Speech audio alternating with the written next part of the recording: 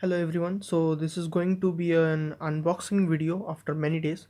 So a few days before there was an offer going in Flipkart a month back. So I purchased this military watch, army watch, sports watch.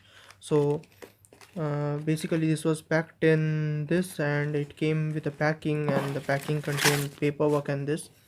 So it costed me total of, here's the bill, of 339 rupees.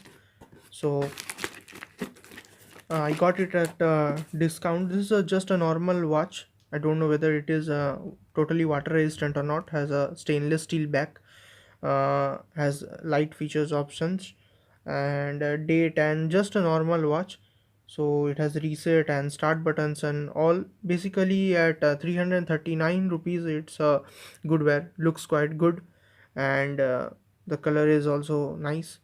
So basically I don't know this will be water resistant or not, and it doesn't has any warranty, so lifelong it cannot give a service.